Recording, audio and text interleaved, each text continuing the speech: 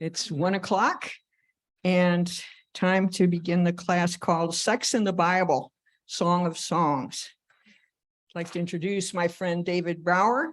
He's a HAS member. He's the son of missionary Baptist parents who raised him in the Belgian Congo. That's where he grew up. He earned his BA from Cornerstone College, a master's degree from Western Michigan University. He earned his Master of Divinity degree from the Episcopal Divinity Seminary in Cambridge, Massachusetts. And he served as an Episcopal priest for more than 35 years. Most recently, he has served as an interim pastor in the Diocese of West Michigan. In addition to starting the first of the small interest groups that we've had at HASP, it's called HASP Hikers. He started that in the spring of 2018, and he's taught several HASP courses over the years. In spring 2018, he led a HASP class about white privilege based on the book Waking Up White by Deborah I. Irving. In spring 2019, he organized and coordinated a 6-session course on the many varieties of belief. And people then heard from examples, followers of Hinduism, followers of the Baha'i faith, followers of witchcraft, followers of secular humanism, and Native American beliefs, and also Buddhism. And last fall, he taught a course in the beginning on creation stories. And then this past spring, he taught He is Risen resurrection stories. David Brower brings to his sessions a perspective enriched by anthropology, deep knowledge grounded in history, and an appreciation for Christianity within the context of world religions. Today, we begin a 3-part study on the Song of Solomon, or the songs, you have it here, Song of Songs. And he will help us, give us a better understanding of this unusual book, especially for readers like me who wonder how it ever became accepted into the canon of the Hebrew Bible and into the Old Testament. And he'll cover that today, I think, and we look forward to learning a lot of other new things from David. So David, it's all yours. And understand that he would like to have questions whenever they arise. So raise your hand if you have a question or comment, and we will stop and I will bring the microphone to you so that you can say it in such a way that all can hear, including half the classes, I think, doing this on Zoom as well. So we want to include them too. So the microphone is an important thing. Take it away, David. Thank you, Judith. She's been my bud for a long time. It's good for me to be back here doing this because my days are over with HAS. We're moving sometime early in the new year. And so this is kind of, if you wish, my last hurrah as swan song or whatever metaphor you want to use as a teacher at HASP. And I've got to say, it has been a sheer delight for me not only to teach, but to prepare the different classes. And let me tell you, this class, I've probably done more wrangling and preparing than almost any of them, because other than a brief sojourn through Song of Songs, I really did not know it very well. But I thought at one point, well, I ought to teach a class on it because I did an earlier class on the wisdom literature of the Old Testament, and Song of Songs is listed as one of those wisdom books.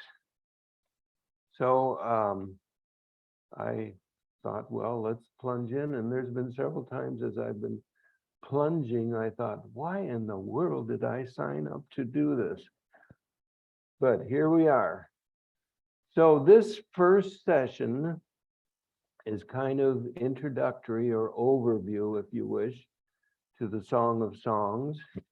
And then in the next 2 sessions, we're actually going to hear the Song of Songs. So this This first book, The Song of Songs by Ariel and Shana Block, treats the Song of Songs as a love story. And so the readings are going to be basically two readers, a male voice and a female voice. And you're the only male right now. So you may have to be the male voice next time. And I have my book, and then the other book, we've been trying to get a copy of it in various places, Hope College and whatever didn't have another copy. So they're going to make copies for the other reader. So there'll be just two readers next time. And then the third session, which is going to be a very different read. It's a book by April Love Fordham, and it's called Dismantling Injustice, a disorderly parable of the Song of Solomon. And it's a very different way of hearing the Song of Songs. Solomon in here becomes a tyrant. And we'll talk more about that in a moment. So this book has been called the Song of Songs or the Song of Solomon, or in some places, the Canticle of Canticles. And it is really, if you wish, a series of love songs, love poems.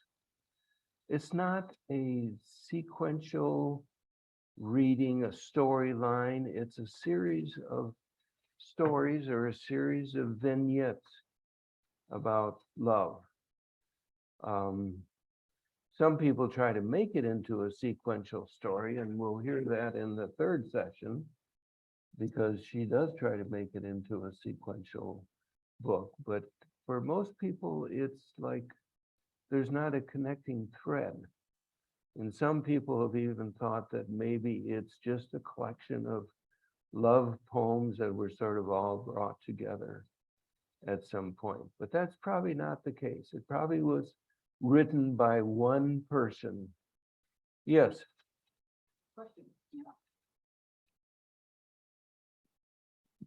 Maybe you're going to get into this later, so just tell me, how did it get in the Bible if it's all about love? I mean, usually you think things get in the Bible because they're about God and God's love. What made them think that this was going to be wonderful and scriptural and all that? Well, actually, that's a very good question. And it gets at the core of trying to wrestle with the Song of Songs, because in a certain sense, it is the least biblical of any book of the Bible. God is not mentioned once. There's no reference to any kind of religious practices of Judaism. And so the question about how in the world did it get into the canon is a good question. So one qualifier that is important to make is how the canon came together is not very clear. It's not like there was a council or some other group, sort of like with the New Testament, that said this is in and that is out. It's just, it came about over a process of time. But Song of Songs, as well as, and part of it's because it's attributed to Solomon. So the three primary wisdom books in the Old Testament, there's others in the Apocrypha, but is Proverbs, Song of Songs, and Ecclesiastes. And those are all attributed to Solomon. Solomon didn't write a single word of them, but he is known as the writer of songs. And so he was known for his wisdom. And that comes in a story early in 2 Kings, which is where you get, or 1 Kings, where you get the story of Solomon when he was anointed king after David died. He was the son of David and Bathsheba. He prayed that he would have wisdom. And hence he became known as the wisest person. Well, whether he was so wise or not is not material, but he had that reputation as being a wise person. I want to add too that he's also reputed to have had at least more than one wife. Well, okay, for one of the assignments, this has not been made in this flyer, but if you want to know about Solomon, read the 2nd through the 11th chapter of 1 Kings, because that's the section that deals with Solomon and all that he did. And you will find in there's things that he did that were not really very good. I mean, he was the architect and builder of the Temple of Solomon, of the royal palace. But how do you get those things done? You conscript labor, and it refers to that in that part of Kings. So he, like any other potentate or ruler, had no trouble conscripting labor to do his projects. We know plenty of history of that sort of thing. So it became part of the canon, is revered as part of the canon in the Jewish tradition. By the year, the 1st century of the Common Era, it was well accepted as part of the canon of the Old Testament. In fact, so much so that during the Passover celebration, the book of Solomon, Song of Songs, is read in its entirety during the Passover season, because it's a springtime story. There's all kinds of allusions to spring, to the flowering, the birds, all that we associate with spring is alluded to in the Song of Songs. So that would make it a perfect book to read during the Passovers. And it's a Passover celebration, goes over several days. So it was not read in one setting, but over a period of time, but read in its entirety. So let me just go back to this attribution of Solomon as the author. We know, or I think most of you know, there are books of the Bible attributed to certain people who didn't have a clue what they were being attributed to. The first 5 books of the Torah are allegedly books written by Moses before he died. Well, Moses didn't even have a college degree. He didn't have any basis for writing the books of the Torah. They were accumulated over a period of time, but they were all attributed to Moses.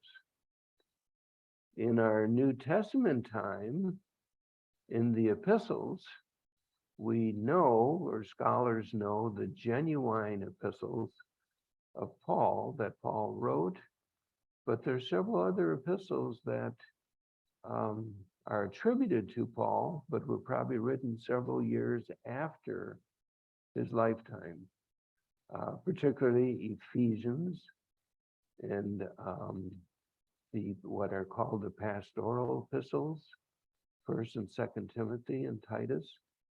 They were written around the end of the 1st century, long after Paul was gone, but they're attributed to Paul.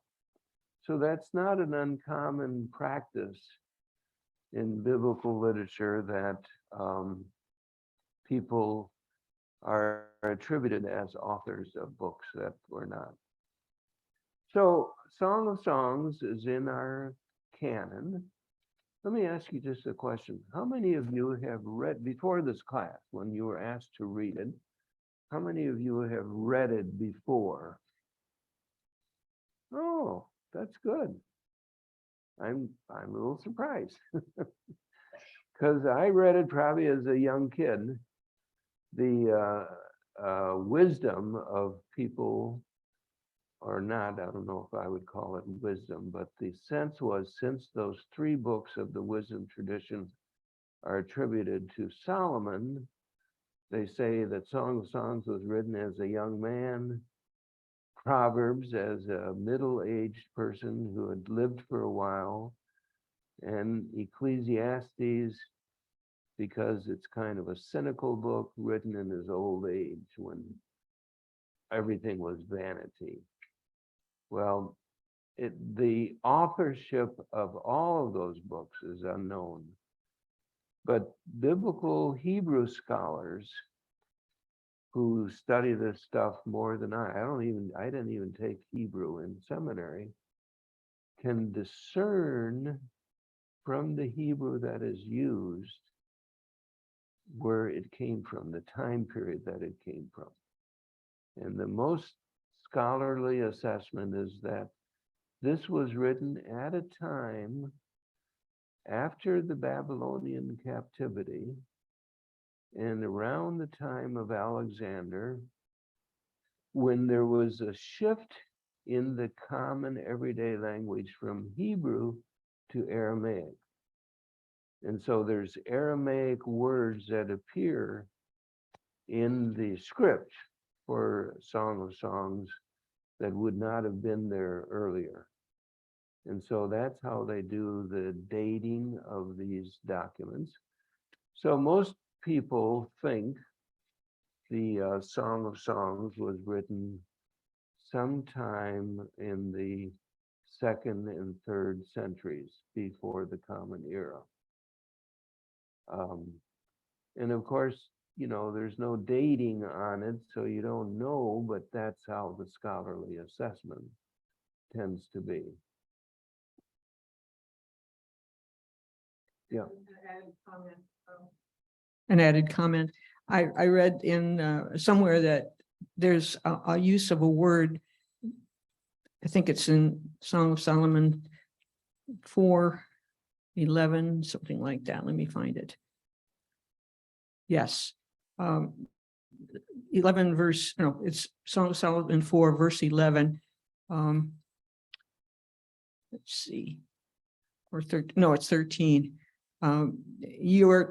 Your two cheeks are an orchard of pomegranates, an orchard full of rare fruits. And that word orchard is in original manuscripts in a Persian form. Mhm. Like it was one word that was borrowed from Persian, and it shows maybe the influence of the writer having been under Persian influence to have selected and used that word in here. And that's another thing that dates it pretty late.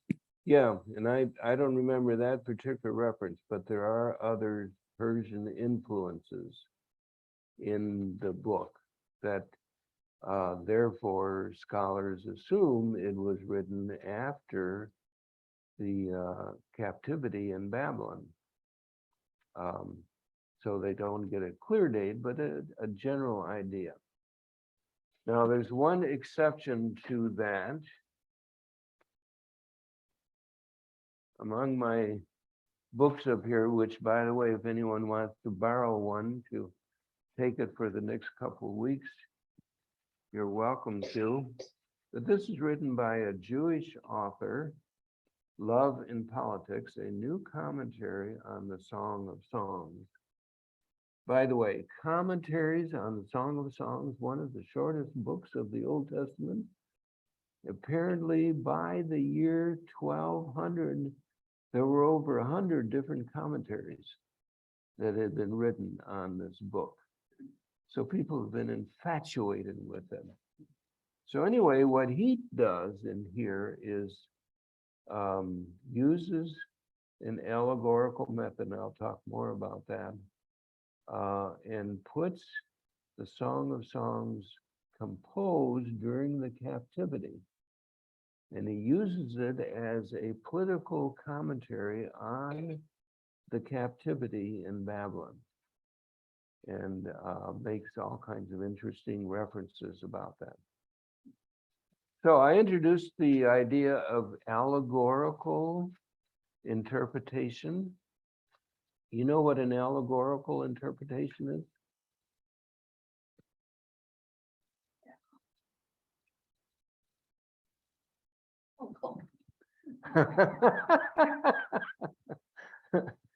Take the mic. Is it where something means something else?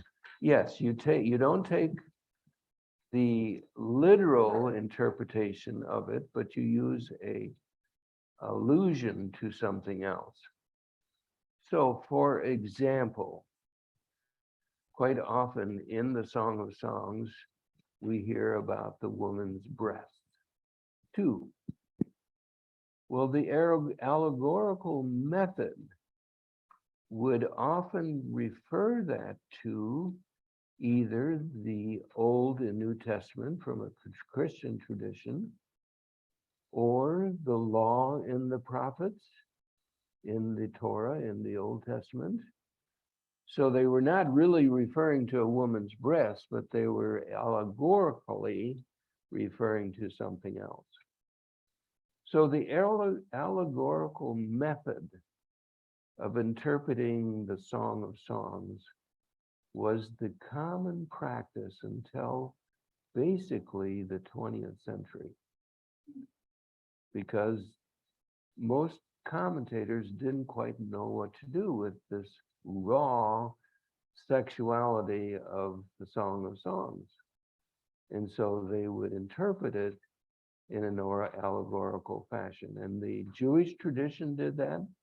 And of course, the Christian tradition did that. Because they just, I mean, it's the imagery is so blatant that they didn't quite know what to do with them. So it's because it's a unique text in the Old Testament. There are texts similar in other traditions, in the Egyptian traditions, but not in the biblical source. So it is a good question that was asked, you know, how in the world did it get into the canon of scripture? I think it got there because it is really one of the most beautiful books about humanity. So one of the ways that I have read that makes that connection is refers to the Adam and Eve story.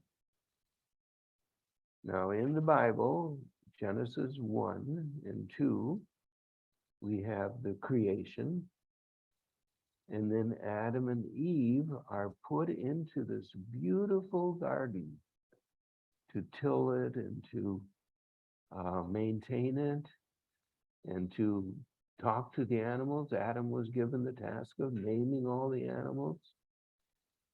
And then there was the expulsion from the garden. So it was a beautiful kind of relationship that got cut off.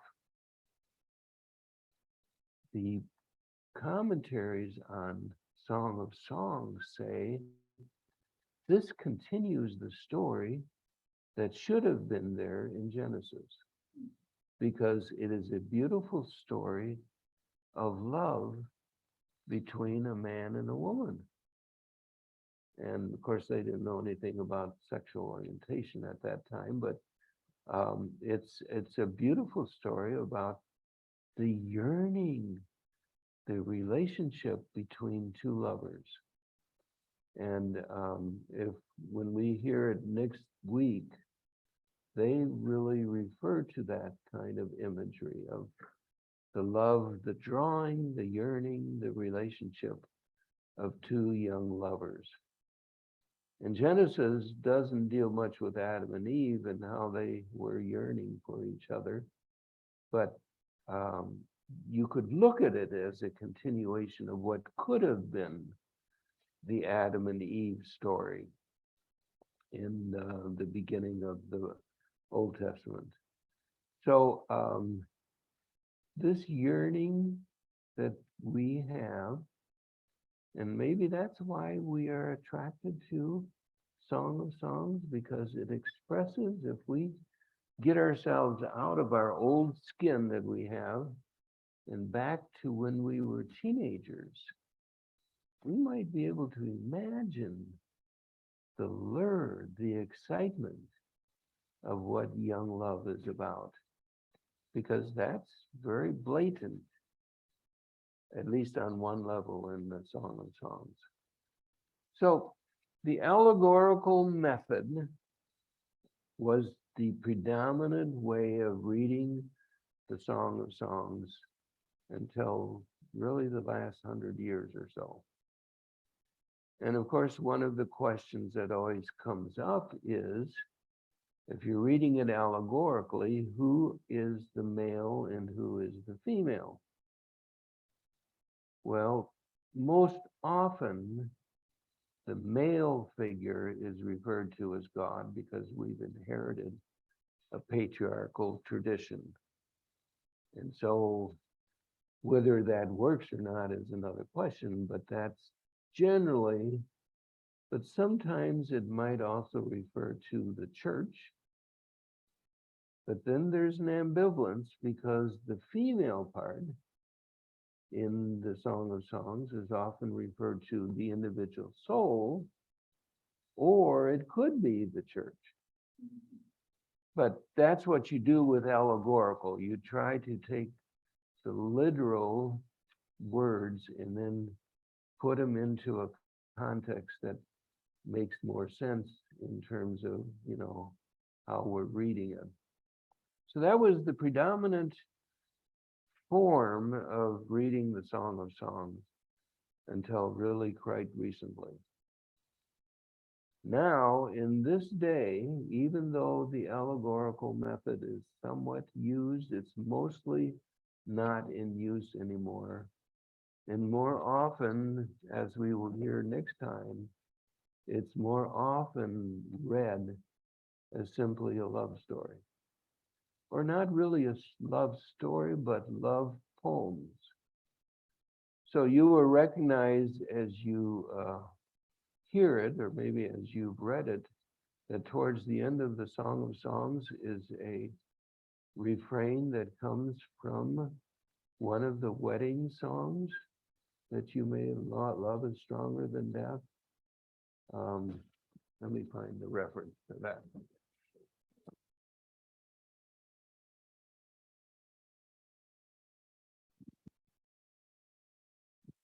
Is it possible that because in the Old Testament, sex and human qualities of just being human were so common to them that this would have worked better?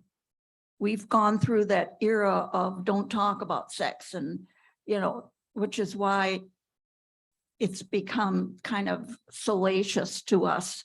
We've been brought up in that Victorian thinking about sex and so on. But almost every book of the Bible has sex in it.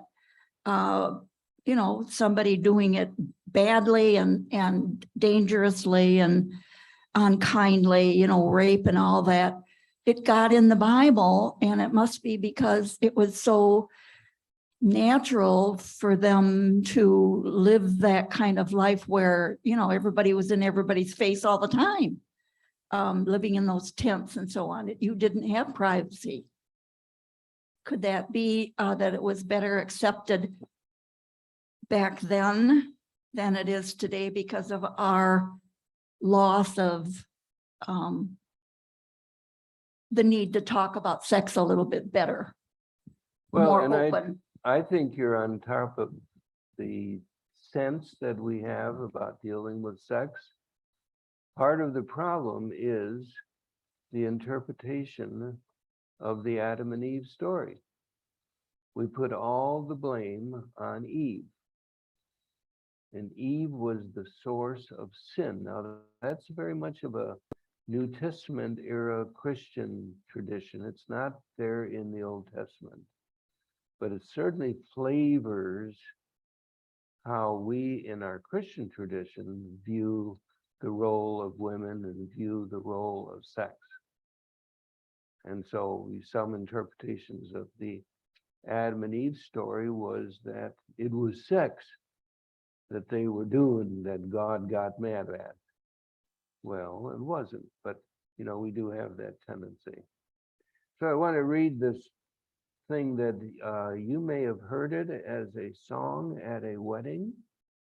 It's in chapter 8 of Song of Songs. Bind me as a seal upon your heart, a sign upon your arm, for love is as fierce as death, its jealousy bitter to the grave, even its sparks are a raging fire, a devouring flame. Remember hearing that song? Set me like a seal on your heart.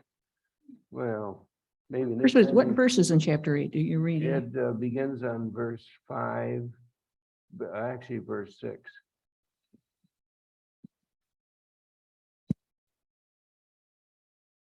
Anyway, so yeah, Sue.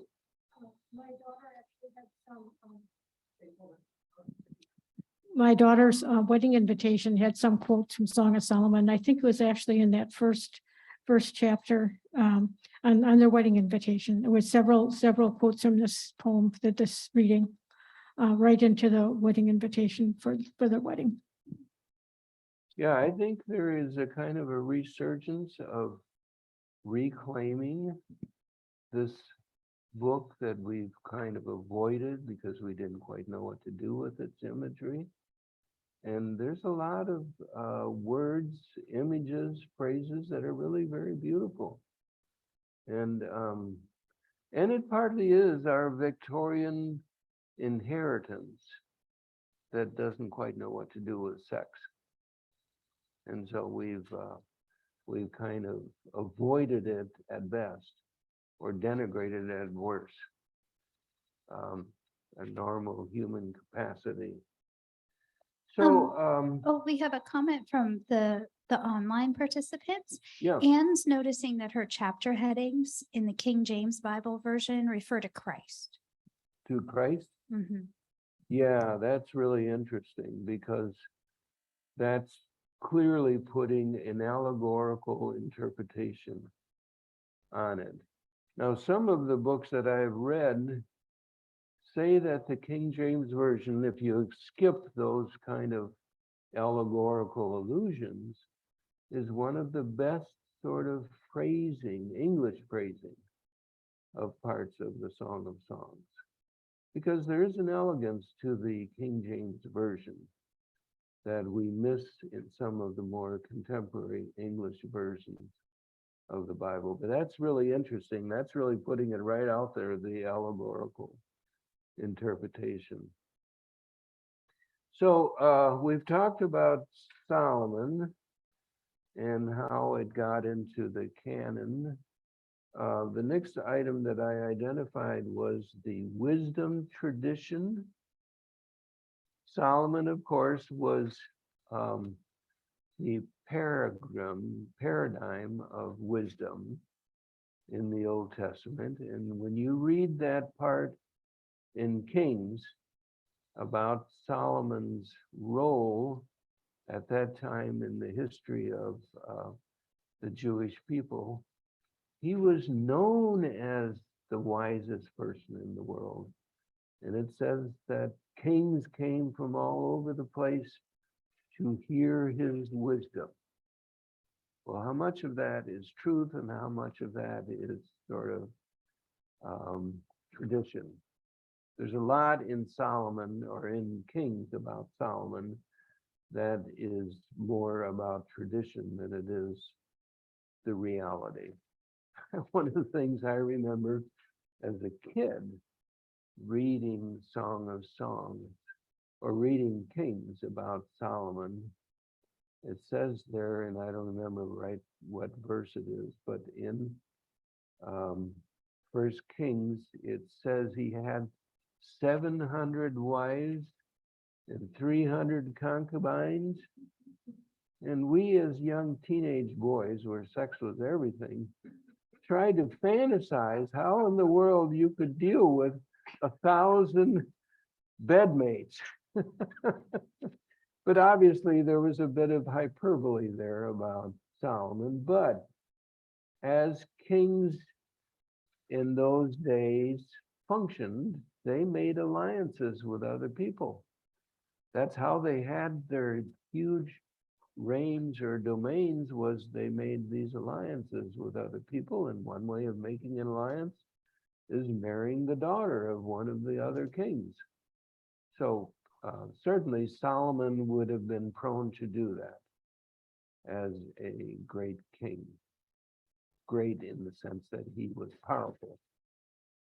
Not necessarily great as a good king, but great as powerful. So the wisdom tradition in the Old Testament is really, and this comes out of Protestant theology, to isolate it as wisdom tradition. In the Hebrew canon, is just included with the writings.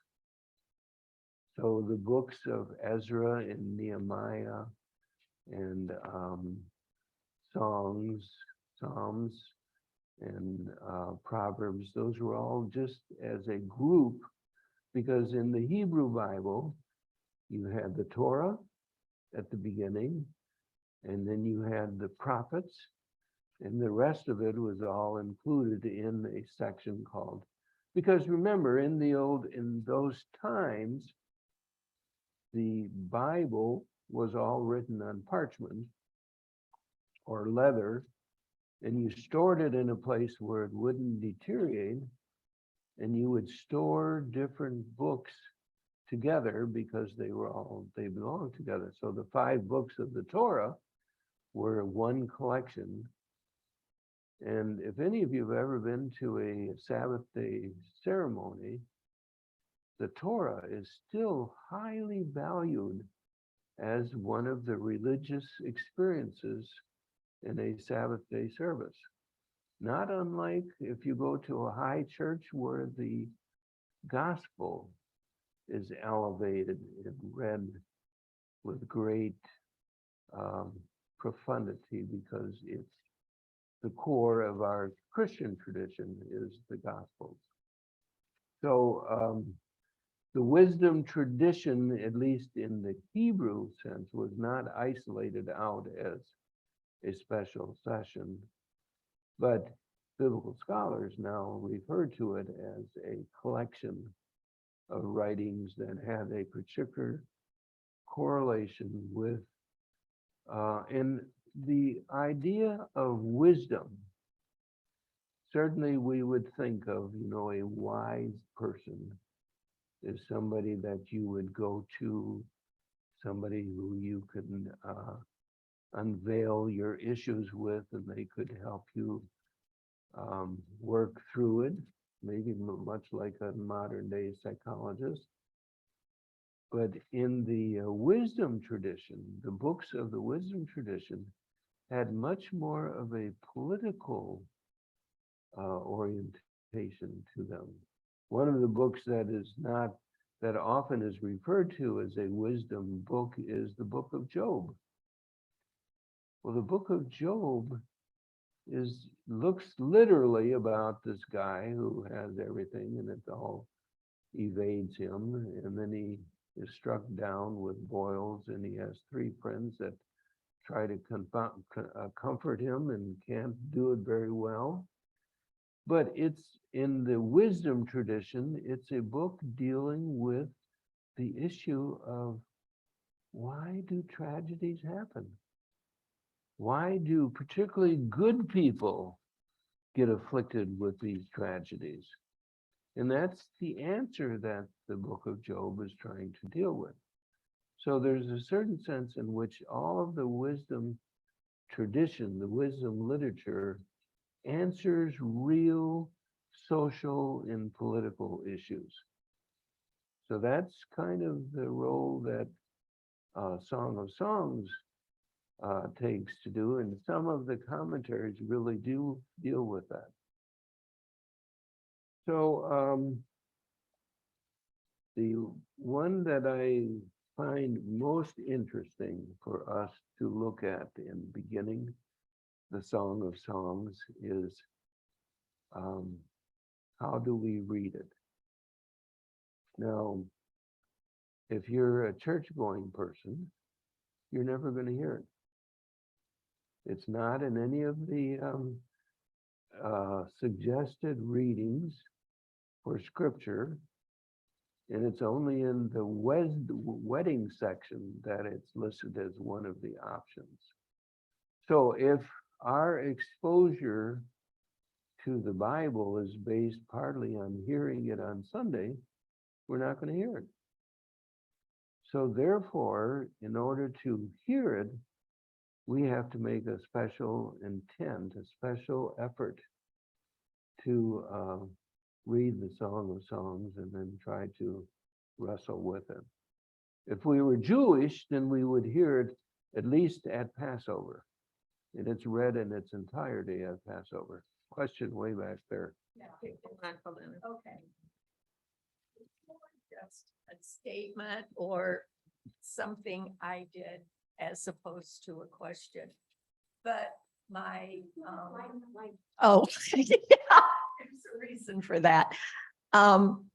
My nephew and his now wife got married in California, and they were, aunts and uncles were making a quilt for them as a wedding present, and asked those of us who could sew to contribute to that. And so I found this, and I knew it was from Solomon, but I never looked it up and I didn't know, and it's very brief, but it says, I have found the one whom my soul loves.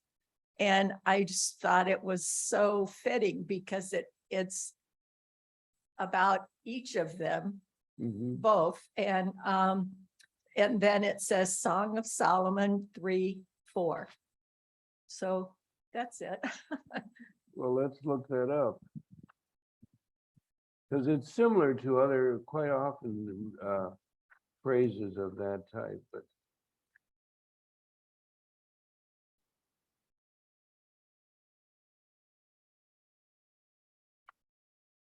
so what it says, I had just passed them when I found my only love. I held him, I would not let him go until I brought him to me. And this is the interesting part. I brought him to my mother's house, into my mother's room. There's a very much of a feminine connection in the Song of Songs. There's no reference to a father figure. There's no reference to a father's house. The song does refer to her brothers, but one reference to the brother is on one breast and she's on the other breast. So it's a very connectedness kind of relationship with the brother. But if you want a book from the Old Testament that's not patriarchal, this would be it. Because the feminine part really comes out. In fact, some people have even wondered if the author of the book could have been a woman. And there's no conclusion of that, except that there were not many women writers in that time because it was so dominant by the patriarchal tradition. But that's a real plausible kind of possibility. And the whole notion of fertility is often a kind of woman thing too. If a couple cannot bear children, it's usually considered to be the wife's fault in the Bible. And so the connection of fertility with women is also, I think, very pervasive in this thing. I mean, this is very much and there are fertility cults and so on too. I don't know if you want to get into that were outside the Hebrew tradition, but fertility and love the connection this close in this book. Well, and if you read in the Old Testament, the stories of Elijah with his combat with the prophets of Baal, that was a feminine tradition. It was a fertility cult of the Canaanites. And the patriarchal Old Testament didn't like it. And so they had Elijah having this combat with the prophets. And since his God brought down fire and their God did not, they all got killed, which was, it was a way of trying to eliminate the feminine orientation of the surrounding communities that the Hebrew people were in.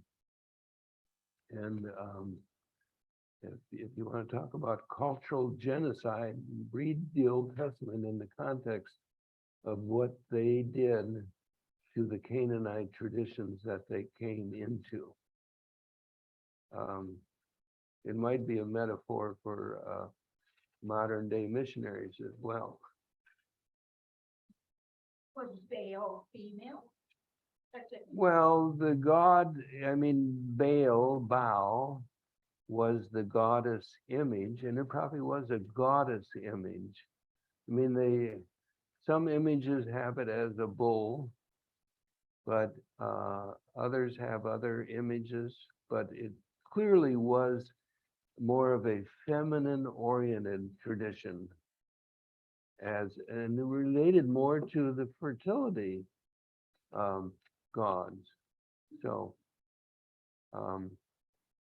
you can read a lot of the Old Testament history of the Hebrew people in the context of this contention between the Hebrew patriarchal tradition and the Canaanite female tradition that they came in and encountered. And you can go right back to the beginning of the Old Testament, the story of Cain and Abel. Right there at the beginning. Cain was the farmer, the herds, and his brother Abel was have they switched those around? Cain killed Abel, so Abel was the farmer and Abel was the herdsman. Now that's not, huh? Oh, I flipped those around. Okay. Well, I guess we'll all look it up. Where do you find that? Well, the Cain and Abel story comes in chapter 3 of Genesis, I believe. Mention what Cain was and what Abel was. Because I know that because reading them, it comes to me as the fact that vegetables were not as quite as important as the lamb. The lambs. So don't we sometimes hear about that in the Bible that, Yeah. that Abel's gift was greater than Cain's, who gave the vegetables and Abel gave the, Mhm. that's how I know. Now Abel kept the flocks and Cain brought the fruits of the soil as offering to the Lord. So Okay, so chapter 4, what verse? Second verse. Genesis 4, verse 2. So, what I would encourage you, if you have not, taken the time to read Song of Songs again, read it through its entirety and try to decipher. This is the tricky part of some biblical translations, is they don't indicate who's speaking. And you really need to be able to distinguish between the female voice and the male voice. Because if you have two lovers talking to each other, you have to be able to distinguish who they are. I think modern translations tend to do that more than they did, and I didn't take the time to look at different translations to see how they did that. Does it? And it distinguishes the male and the female. It talks about the Shunammite and I don't have, okay. I don't have my NIV here. I actually have my copy of the King James because it's easier to take along today. Now I'm kind of sorry I don't have it because if you have an NIV, it's very much divided. It would kind of, I thought it made it clear for me, Right, clearer. Yeah, I've got a New American, the New English Bible. And it does have in the margins, the verses are off on the outside of the page, but they have, it's almost like a play. I mean, they indicate bridegroom says this, the companions say that, the bride says something. And so it's almost like reads like a play. well, it's interesting that they distinguish the male and the female as the bride and the bridegroom, Yes. because the story really is not, if you wish, a wedding story. It No. was used in wedding traditions. I have the New International Version and mine is the beloved and the lover. And then there's another comment with friends. So there are three Yeah, well, three there- voices. Well, there's the male friends, and then there's what are called the daughters of Jerusalem.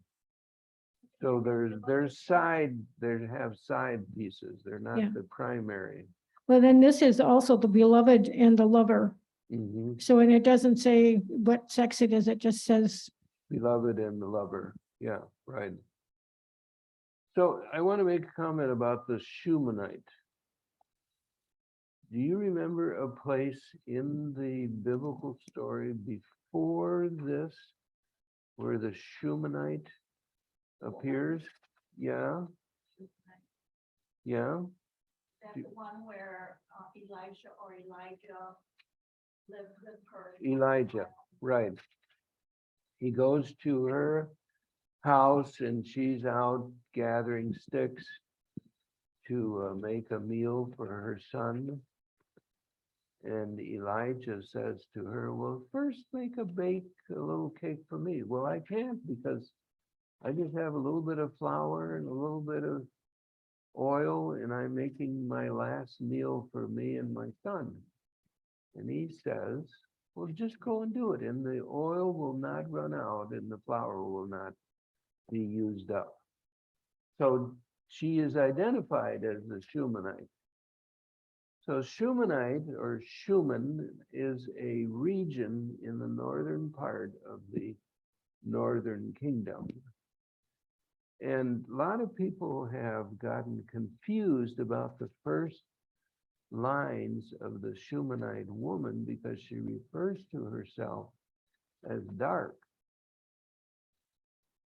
And the comment that I have heard or I've read is this kind of a sexual or a racial orientation? But she's dark because she's been out in the sun. She's a common peasant girl. And she's been darkened by the sun. But I read some commentaries that make it into more of a racial orientation than just simply an outside girl. So Do you take that as information or do you take it as gospel truth? what's that? The dark. Well, I think she I mean, you say likely, that this because she, commentary says this and this commentary says that, so do we have a choice then to believe, does it? well, I think what you read is her own explanation of why she's dark. Right, and here. Which she's been kissed by the sun is sort of Mhm. the way she says it. So to read into that she's of African descent is reading something into it that doesn't belong. Okay, this was the question. Yeah. So I think, yeah. So Shunammite, in the text that we're going to hear next week, she is referred to always as the Shunammite, which is a region north of Jerusalem where she came from. And in the one translation, they refer to the villagers from Schumann who come to check her out to see what's going on. Why has she been made captive by the king? That comes out particularly in the book that we're going to hear on the third session.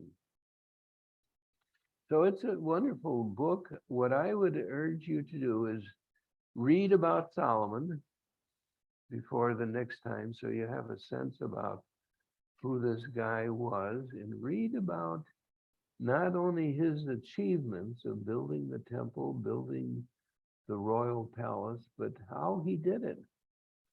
And you have to sort of read between the lines if you wish. I mean, it refers in 2 Kings to conscripted labor, but it doesn't go into detail about how that happened.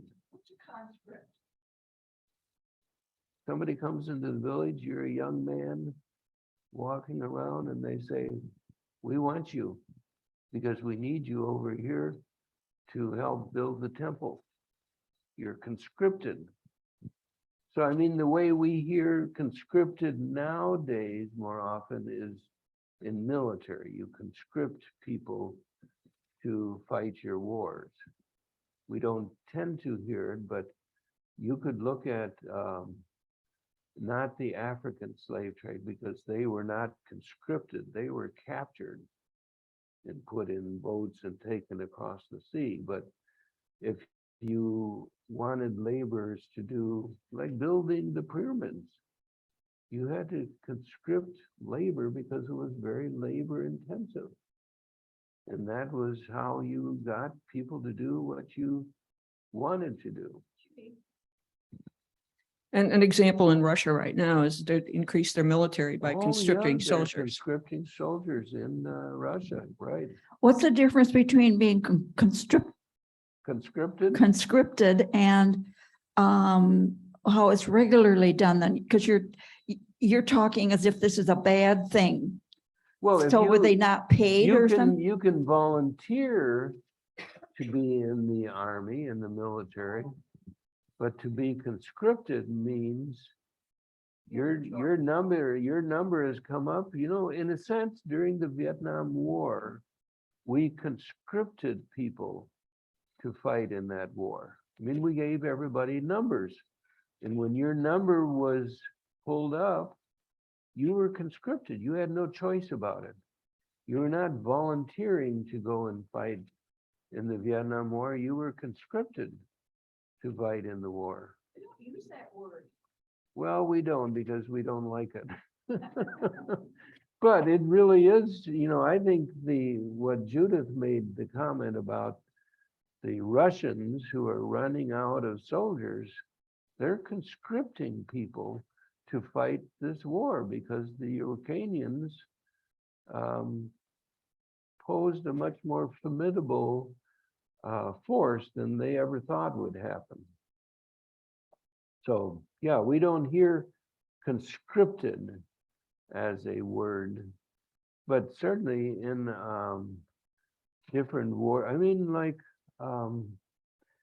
in World War II, my friend who fought in World War II, he volunteered because he believed passionately in what was happening in the world, and he volunteered to fight. But if you had some kind of system like Vietnam, where we needed soldiers and soldiers weren't volunteering, then you had to conscript them. You had to figure out a way to well, it's basically the same thing. It was a draft, but it was, you know, your number has been called. And so we tend to give nice words to things that are not very nice. So the draft, you know, was, I mean, they were drafted, but they had no choice about the matter. So in addition to reading Kings, which gives you a picture of Solomon and his reign, And when you read through it, you think, well, this guy wasn't so bad, until you start reading through the lines. I mean, it only mentions conscripted labor 2 or 3 times in that story. And you could easily pass through and not pay attention to what is being said. So that's, you know, if you read it from one level, Solomon was a tyrant. But that's not the way the kings generally portray him. They portray him as a great king who is the wisdom king, who people streamed over to hear his wisdom. Then he built the temple and the palace, but they don't read it as a tyrant. So the book we're going to hear on the 3rd session gives a whole different perspective.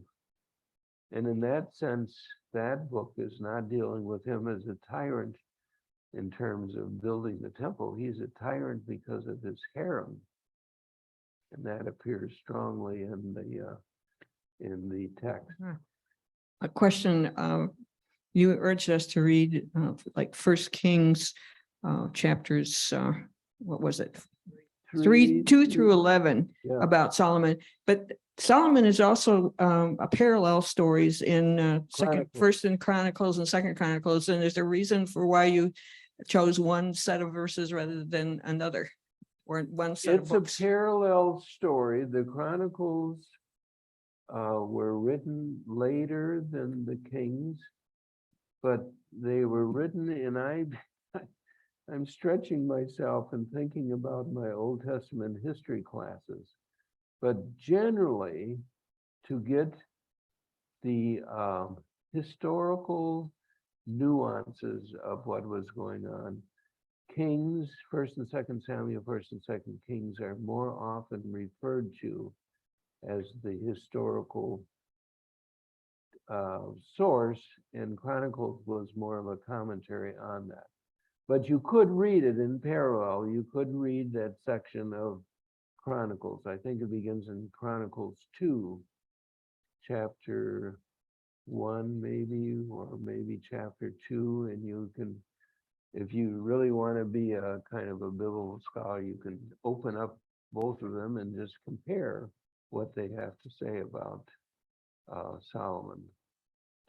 So anyway, that was one. And then I would think, since this is kind of a fun course, if you wish, pick out, as you read Song of Songs, some phrases that you think are just particularly beautiful, particularly in the context of a love story between 2 young lovers in springtime, relishing the joy of their creation and of their relationship with each other. It's beautiful. It really is. We'll share those stories next time about, you know, particular texts that we think are just delightful. Anything else? We're a little bit early, but that's all right. Yes. I've been, while we're talking here today, I've been just looking through chapter 3 of Solomon, of First Kings, about Solomon. Yeah. And he asked God, right, to give him wisdom, because he said, there's no way I can deal with this big job that I have ahead of me. I mean, I'm sure he didn't, I don't know. Yeah, he did know he was going to build the temple, didn't he? Well, he was designated to do that because David Was supposed to do father it, right? was wanting to Okay. build it, and Okay. God said, no, you're a man of war. Mhm. Wait until your son comes on the throne. Mm. But I think that is the source of thinking of Solomon as this wise person, Mhm. is because of this prayer right at the beginning of his reign. But there are a lot of examples of his wisdom too, right? I mean, I just glanced through a little bit about what a big job it was to build that temple. I mean, he couldn't have been just an ordinary guy, could have done everything that he did. And then there's that little parable about the two women coming with the Well, baby and that's the only story in the text that deals with his wisdom, but there's other Right. stories that came about later on in the Talmud and other sources that give explanations of his wisdom. okay, so I have one question, and this is a pretty common, ordinary thing that a lay person like myself might ask you. I was a school teacher and I taught at a Christian school and I taught about the wisdom of Solomon. And then it says in verse 13, and I have also given you what you have not asked for, both riches and honor, so that there shall not be anyone like you among the kings all your days. Yeah, And then before that, it says there, so I hope I didn't disillusion the children in my class when I told them about how extremely wise he was. And then there's this one verse that says, you know, there's not been anybody like him since, well, we know if he had to come here and work in the space station, we'd be a whole different, but so we're assuming in his world, he was beyond ordinary, extremely beyond, right? I think what enabled Solomon to have the reputation that he did is David, his father, was forming a kingdom by fighting with neighboring groups and conquering land and conquering peoples. That had pretty much been dealt with during David's time. So Solomon did not have to go out and fight wars. And so he could stay home and play with his wives and concubines and build a temple. Yeah. All the things he had to do, you know, so Yeah. I just have this one. Yeah. Where he says, now I can't find it again. Oh, okay. Behold, I have done according to your word. See, I have given you a wise and understanding heart, so that there is not been anyone like you before, nor shall there be anyone like you after.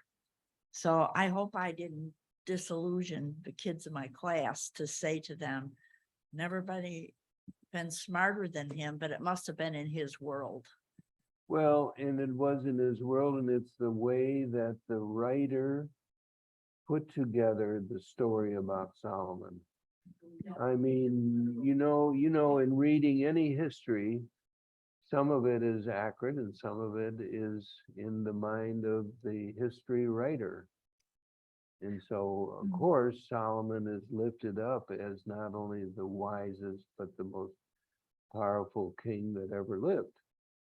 Well, not so, but It's interesting though, each version that you read, because this is a little bit different version. This is chapter 3, verse 13, and it says, moreover, I will give you what you have not asked for, both riches and honor, so that in your lifetime you'll have no equal among kings. And if you walk in my ways and obey my statutes and commands as David, your father did, will give you a long life. Then it says, then Solomon awoke and he realized it had been a dream. So it's each version that you read of this is a little bit different. Which verse? This is New International Version. What chapter? This is chapter 3, verse 13 First Kings. of First Kings. Chapter So- 3, verse what? Okay, chapter 3, verse 13. I'm going to check mine so out. the reason why he had such an elevated position was because there was a lull in the power forces on the south, Egypt, and to the east, Babylon. So this little kingdom, which comparatively was a little kingdom, kind of thrived in the midst of this power vacuum that was going on around neighboring areas of the world. And so seemingly this was a great kingdom. Well, if you compare him with other kingdoms, it wasn't so great. But, Judith,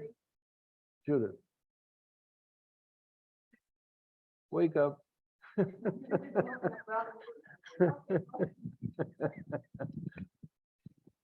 Didn't I hear in her reading that he said, in your time? Yeah, So Right. that is a limitation. yes, right. The power.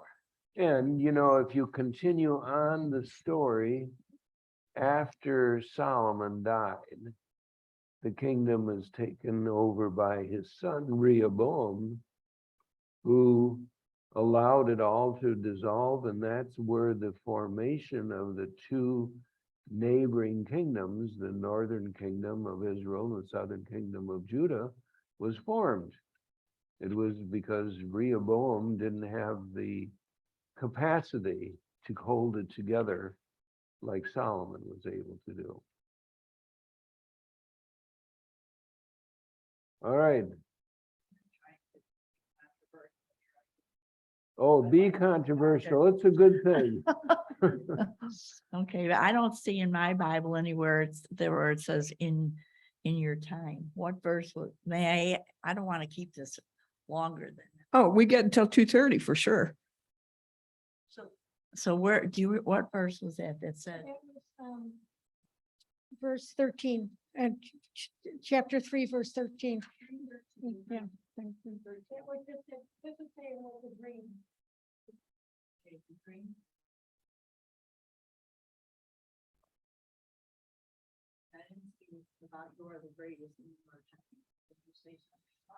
No, that was my mistake. You're wise and discerning heart, and you'll have riches and honor in your lifetime, no equal on kings. You will walk in my ways, obey my steps, and stay with your father. I'll give you a long life. And then Solomon awoke and he realized it had been a dream. Does your verse 15 have a business about his dream? Yes, it says in Solomon woke, and indeed it had been a dream, but to me, I think that was God's way of speaking. Like a vision. I don't think it was just a dream of something that, I think that's the way didn't God talk to speak to people in Well, dreams and visions? There is a book by a Jungian analyst called Dreams, God's Forgotten Language. And if you're a Jungian-oriented person, dreams are the way that God talks to us. Right. So we tend to be dismissive of dreams as being non-consequential. But if you work with your dreams, they're powerful allies for not only what we're doing well, but maybe what we need to pay attention to. So Susan and I and several other friends have a dreams group that meets once a month, and we listen to our dreams, each other. We only wrestle with one or two dreams every time, but we look at what is God trying to say in this dream. And some dreams are weird, and some dreams are fun. Your dreams? Anybody, well, the person who is sharing that time shares their dream, and then their own dream, but we all listen to it and reflect on what it would be like if it was our dream. So we make it personal, but then we look at the nuances that the dream has to say. So dream work is really powerful stuff. So there's a lot of dreaming in the Bible, in the Old Testament and in the New Testament. We tend to be dismissive of dreams because we think, oh, they're nothing. It's just sleep time activity, but dreams really connect with the core of who we are. Joseph in the land of Egypt, predicting the years of famine and the years of scarcity. So the dreams that he interpreted for the king were really important. How do we And- get up? and I how heard do we it- get off to dreams from Right. Song of Songs? But I heard a neuroscientist just recently, and he said that it's really important to get a good night's sleep because so much of your brain's housekeeping happens while you're asleep, and then Yeah, dreamings are right. part of that. Uh-huh. That's really very good. Yeah. All right, we're gonna start dreaming. So, here's the thing you need to do if you want to remember your dreams. Put a notebook right by your bed with a pen. And if you have some kind of speaking or listening device, but even you can do it with notes. Don't try to record the whole dream, just tidbits of it. And then when you wake up, you'll start saying, oh, what was the rest of this dream? You try it. I bet you remember your dreams. All right. See you next time. I need 2 volunteers for this book. Feminine voice and a male voice. Be one of those volunteers. All right, you'll be the feminine voice. Do we have a male voice? We only have one guy here. Well, I don't think we need to give him that burden. Maybe Wally will be the male voice. He'll be the coordinator We'll next time. conscript him, right? Well, I would conscript Wally. He's getting a deal out of this because he's coordinator. I wouldn't want to put the only man in this course into that position of being conscripted. No, you get your turn the next time when we need 3 male voices. All right, we'll get Wally to be the other reader, and Will you inform him of that, or you I want me to? will. Okay. we are going to we tried to find another copy of this book, and Hope College doesn't have it. Several other places didn't have it, so we're just going to copy the other parts of the text that the other reader will do. And it's called The Song of Songs, a new translation by Ariel Block and Shayna Block. So those are the 2, and it's a fairly recent book. It was published in 1995. That's been around for a while. Longer than I thought. Okay. We'll see everybody again next week.